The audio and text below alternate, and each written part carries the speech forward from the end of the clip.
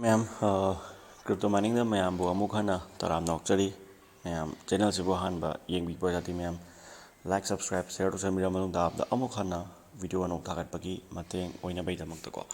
ma'am ko zik tau doi se update se ma'am adum masagi Robox mining siga wild case ka matang ne ko ani se dum punna samjal laga hariba video se cover up tawrage ko automatic kaya ni 100% adum kaya ni legit oiba app ni ko anima ko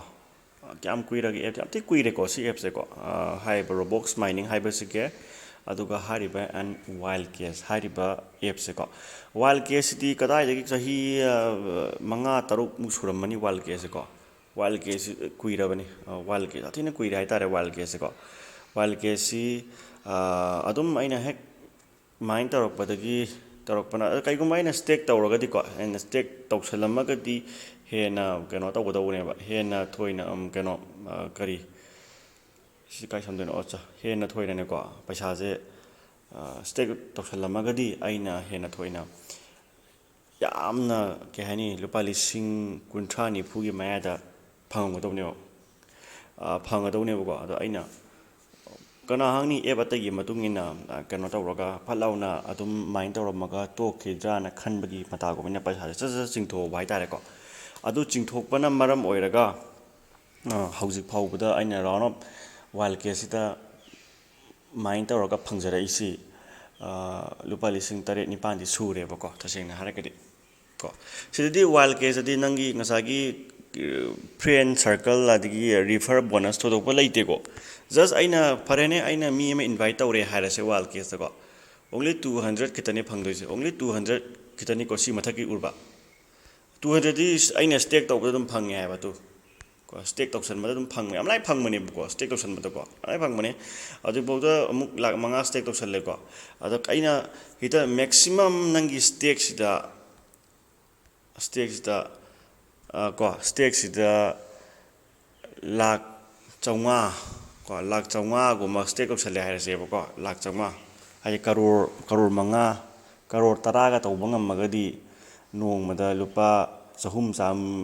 samri ji leptana puthorane Indian rupees tani ko haisa nongmada lupa chahum samri ge mayangda dum puthorakane asengmani ai naise ado khoina pakhatana lak chama hek yau matamda lak 80 yau matamda dum singthokpa ju pakhatana ko haidi ya roidrana ko haidi ya gida dip ya da ti coin je mangjaidena ko paisa mangjaidena adugi khallaga tawbane ba ado handakti hauzik bawo dum yarimni dum leptana ya do male ba ko aina khanbada ana coin chu mai coin chu hook protocol on thokibnina aduna ai wakalde dum hauzik bawo chingthoroi khale mamang joina nahan stake option ke khanmane dum pakhatana jingthoe balising amaga chahum chamri phangi adumai toy ko adumai lay wild case ko wild case hauzik bawo da kemta ahongba kemta kano laitri ko wild case da ko yam nungai hai tare ko ado hauzik yam kana ingonda hangai si mai quiz ke je dum phawba ngamagadi ko yam best ni ko wild case ko amti yenge ko okay quiz ke di phaw ngamdre ko hauji akhoi jik amuk haurasi Robox mining su hariba Robox mining se am kuiraba poni ko si ko Robox mining dina kitang amuk magi referral system da amuk kitang di lagini ko Robox mining se Robox mining se kamai ta wono si ju one of the 100% trusted oiba app ni ko Robox mining se Robox mining ki ai hajik bok ta lei paise ta lim yam se ko 1 Robox 0. si 1 se $1 ga manai ni ko $1 ga manai ni ado Indian rupees ta 90 rupees ni ko lei se ko nasa dum khangjaro ko sini ko lei film se ado Robox mining se invest awragadi hen adum hanan mading ame do invest tawdabida dum mine tawrs dum yai ko tawdabu noina mi manga tara di khardi noina noigina sagida invite tawbam da ka lay ko natragadi Robox mining gi poche yam kana kala budi oide aina hange moigida magi system atoba mogi customer support hangmane hangmatamda moin harise mi invite tawdragadi yam kana pham khangoi haiyeba ko ado nang invest tawbasu dum kana ni invest tawbada nang invest tawruge haragadi yam thina huge amount da la ane poche ko huge amount da hojika shamdoramni ko magi kano purchase ꯀꯩꯅꯣ ꯇꯧꯕꯗ 6 ꯍꯦꯛꯇ ꯍꯟꯊꯁꯦꯕꯀꯣ ꯍꯦꯛꯇ ꯍꯟꯊꯁꯤ 20 ꯕꯨꯁ ꯇꯧꯔꯁꯤ 6 time ꯆꯍꯤ ꯑꯃꯒꯤ ꯃꯟꯇꯣ ꯂꯩ ꯃꯇꯝꯗ ꯃꯉꯣꯟꯗ ꯄꯦꯔꯠꯁꯦꯀꯣ ꯄꯦꯔꯠ ꯃꯟꯁꯦ ꯆꯍꯤ ꯑꯃ ꯍꯥꯏꯔꯁꯦ ꯃꯥꯒꯤ ꯁꯕꯁꯀ꯭ꯔꯤꯞꯁꯟ ꯀꯩꯅꯣꯁꯦꯀꯣ ꯆꯍꯤ ꯑꯃ ꯍꯥꯏꯔꯁꯦ ꯆꯍꯤ ꯑꯃꯗ ꯃꯥꯒꯤ ꯇꯣꯇꯦꯜ ꯀꯣꯁ ꯇꯧꯒꯗꯕ ꯄꯣꯠꯁꯦ 20x ꯅꯦ 12 ꯇꯥꯏꯝ ꯀꯣ ꯑꯗꯨꯒꯤ ꯁꯤꯐꯧ ꯄꯤꯕꯁꯦ ꯂꯨꯄꯥ ꯂꯤꯁꯤꯡ ꯑꯗꯨꯗ ꯍꯟꯊꯔꯛꯇꯣꯏꯅꯦꯕ ꯀꯣ ꯑꯗꯨꯗꯗꯤ ꯆꯍꯤ ꯑꯃ ꯇꯧꯔꯛꯀꯅꯤ ꯍꯦꯟꯅ ꯀꯥꯟꯅꯅꯤꯀꯣ ꯑꯗꯣ ꯄꯔꯆꯦꯁ ꯇꯥꯏꯝꯗꯁꯨ ꯑꯗꯨꯝ ꯌꯦꯡ ꯈꯪꯒꯅꯤꯀꯣ ꯕꯨꯁ ꯇꯥꯏꯝꯁꯦ ꯃꯈꯜ ꯃꯈꯜꯅꯤꯀꯣ ꯕꯨꯁ ꯇꯥꯏꯝ ꯄꯤꯔꯤꯁꯦ ꯕꯨꯁ ꯇꯥꯏꯝꯁꯦ 20x ꯍꯧꯔꯦ ꯑꯗꯒꯤ 12 ꯃꯟꯇ 35% ꯑꯗꯨ ꯍꯟꯊꯔꯦ ꯁꯤꯁꯨ ꯐꯅꯌꯥꯝ ꯍꯟꯊꯗ꯭ꯔꯥ ꯑꯗ ꯁꯨꯝ ꯑꯇꯩ 1ꯒ ꯇꯧꯔꯗꯤ ꯌꯥꯝ ꯀꯟꯅ ꯀꯩꯁꯨ ꯀꯥꯟꯅꯔꯔꯣꯏꯕꯀꯣ ꯃꯥꯒꯤ ꯑꯗꯨꯝ 1x 1ꯒ ꯇꯧ ꯇꯥꯔꯗꯤ ꯀꯩꯁꯨ ꯌꯥꯝ ꯀꯟꯅ ꯍꯟꯖꯟꯕꯁꯤ ꯑꯣꯏꯔꯔꯣꯏꯕ ꯍꯟꯖꯜꯂꯒꯁꯨ ꯍꯟꯖꯟꯅꯤ ꯀꯔꯝ ꯀꯥꯟ ꯍꯟꯖꯟꯅꯤ ꯍꯥꯏꯔ ꯀꯥꯟꯗ ꯆꯞ ꯆꯥꯅ ꯅꯨꯃꯤꯠ ꯈꯨꯗꯤꯡꯒꯤ ꯑꯗꯒꯤ ꯄꯨꯡ 3 ꯈꯨꯗꯤꯡꯒꯤ ꯃꯦꯠꯄꯗꯀꯣ ꯑꯗ ꯁꯤꯅ 12 ꯇꯥꯏꯝꯒ ꯇꯧꯔꯒꯗꯤ 35 ꯃꯥꯏꯅꯁ ꯇꯧꯊꯣꯛꯇꯣꯏꯅꯦ ꯑꯗꯨꯗꯤ ꯂꯨꯄꯥ ꯂꯤꯁꯤꯡ 35 15K ꯒꯨꯝꯕꯗꯤ ꯑꯗꯨꯝ ꯇꯣꯡꯅꯦꯕꯀꯣ 15K ꯍꯥꯏꯕꯗꯤ 12Kꯗꯒꯤ 15 ꯃꯥꯏꯅꯁ 12K 700 ꯂꯨꯄꯥ ꯂꯤꯁꯤꯡ 2-3ꯗꯤ ꯑꯗꯨꯝ ꯇꯣꯡꯅꯦꯕꯀꯣ ꯁꯨꯃꯥꯏꯅ ꯂꯩꯕꯅꯤ ꯁꯤꯒꯤ ꯄꯣꯠꯁꯦꯀꯣ ꯑꯗꯨꯝ ꯀꯩ ꯍꯥꯏꯅꯤ ꯌꯥꯕꯅꯦ ꯍꯥꯏꯇꯥꯔꯦ ꯑꯗꯣ ꯁꯤ ꯌꯥꯝꯈꯠꯂꯛꯏ ꯈꯨꯗꯤꯡꯒꯤ ꯑꯗꯨꯝ ꯀꯥꯟꯅꯗꯣꯏꯅꯤꯀꯣ ꯌꯥꯝꯈꯠꯂꯛꯏ ꯈꯨꯗꯤꯡ ꯀꯥꯟꯅꯗꯣꯏꯅꯤꯀꯣ ꯑꯗꯣ ꯄꯔꯆꯦꯁ ꯇꯧ ꯍꯥꯏꯅ ꯑꯗꯨꯝ ꯁꯖꯦꯁꯇꯤ ꯇꯧꯅꯤꯡꯗꯦ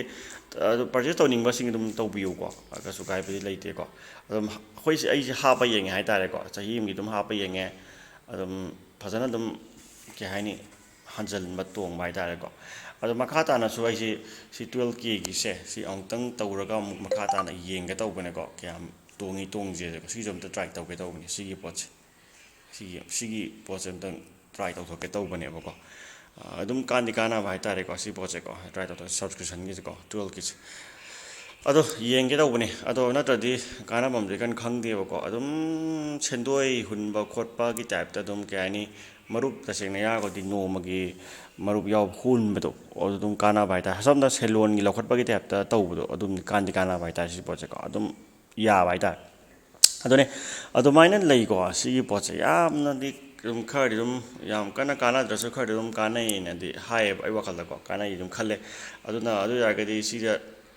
18Kꯗ 19 ꯁꯝꯊꯤꯡ ꯂꯩꯔꯤꯅꯦ ꯃꯥꯏꯅꯁ 35 ꯆꯠꯂꯤꯅꯦ ꯑꯗꯨ ꯑꯣꯏꯇꯥꯔꯗꯤ 12 ꯃꯟ ꯑꯣꯏꯇꯥꯔꯗꯤ ꯄꯔ ꯃꯟꯇ ꯄꯨꯊꯣꯛꯇꯣꯏꯁꯦ ꯑꯗꯨ ꯑꯣꯏꯇꯥꯔꯗꯤ ꯏꯟꯇꯨ 20 ꯇꯥꯏꯝꯅꯦꯕꯀꯣ ꯏꯟꯇꯨ 20 ꯇꯥꯏꯝ ꯕꯨꯁꯅꯦꯕ 20 ꯇꯥꯏꯝ ꯕꯨꯁ ꯑꯣꯏꯔꯒꯗꯤ ꯅꯣꯡꯃꯗ 20 ꯇꯥꯏꯝ ꯕꯨꯁ ꯑꯣꯏꯔꯒꯗꯤ ꯅꯣꯡꯃꯗ 0.1 ꯃꯛ ꯃꯥꯏ ꯌꯧꯒꯨꯝ 0.09 ꯃꯨꯛ ꯂꯩꯕꯅꯦꯕ ꯑꯩꯁꯦ 20 ꯇꯥꯏꯝ ꯕꯨꯁ ꯑꯣꯏꯔꯒꯗꯤ $1.8 ꯐꯪꯉꯅꯦꯕꯀꯣ $1.8ꯁꯦ ꯊꯥ ꯑꯝꯗ ꯁꯤ ꯂꯩꯔꯦꯀꯣ ꯊꯥ ꯑꯝꯗ ꯁꯤ ꯂꯩꯔꯦ $24 90 ꯇꯧꯔꯣ ꯂꯨꯄꯥ ꯂꯤꯁꯤꯡ 4 ꯂꯩꯔꯦ ꯆꯍꯤ ꯑꯃꯗꯗꯤ ꯁꯨꯃꯥꯏꯅ ꯂꯥꯛꯀꯅꯦꯕꯀꯣ ꯑꯗꯨꯕꯨ ꯁꯤꯗꯒꯤ ꯈꯔ ꯀꯛꯊꯔꯒꯁꯨ ꯉꯁꯥꯏꯒꯤ ꯃꯥꯒꯤ 1.9ꯗꯣ ꯑꯃꯗꯤ 0.05ꯒꯨꯝꯕ ꯍꯥꯏꯔꯁꯤꯅꯦ ꯑꯦꯛꯖꯥꯝꯄꯜ ꯀꯣ ꯌꯥꯝ ꯄꯤꯛꯅ ꯄꯥꯕꯗ ꯅꯣꯡꯃꯗ ꯄꯨꯊꯣꯛꯑꯕꯗꯀꯣ ꯑꯗꯨ ꯑꯣꯏꯇꯥꯔꯗꯤ ꯁꯤꯁꯦ ꯅꯣꯡꯃꯗ 30 ꯗꯦꯖ ꯇꯧꯔꯣ 30 ꯗꯦꯖ 1.5 ꯂꯩꯔꯦ ꯑꯗꯩ 30 ꯅꯣꯡꯃꯗ ꯂꯩꯔꯦ 30 ꯗꯦꯖ ꯂꯩꯔꯦ 30 ꯗꯦꯖ ꯑꯗꯨꯗꯗꯤ ꯌꯦꯡꯉꯨꯀꯣ 30 ꯗꯦꯖ ꯂꯩꯔꯦꯀꯣ ꯅꯣꯡ 30 ꯗꯦꯖꯀꯤꯅꯦꯕꯀꯣ 30 ꯉꯥꯏꯈꯣꯀꯣ 1.05 ꯏꯟꯇꯨ 20 ꯇꯥꯏꯝ ꯍꯣꯠꯂꯣꯀꯣ ꯑꯗꯒꯤ 30 ꯗꯦꯖ ꯁꯤ ꯂꯩꯔꯦ 30 ꯆꯨꯝꯃꯦ ꯆꯍꯤ ꯑꯃꯗ ꯁꯤ ꯂꯩꯔꯦ ꯂꯨꯄꯥ ꯂꯤꯁꯤꯡ 32 ꯑꯗꯨꯝ ꯂꯨꯄꯥ ꯂꯤꯁꯤꯡ ꯑꯩ ꯈꯪꯕꯗꯅꯦ ꯂꯨꯄꯥ ꯂꯤꯁꯤꯡ 5-6ꯇꯤ ꯑꯗꯨꯝ ꯇꯣꯡꯗꯧ ꯃꯥꯜꯂꯦꯕ ꯐꯅꯌꯥꯝ ꯑꯩꯅ ꯁꯨꯝ ꯑꯪꯀ ꯑꯃ ꯍꯣꯠꯄꯗꯀꯣ ꯑꯗꯨꯃꯥꯏꯅ ꯇꯥꯏꯀꯣ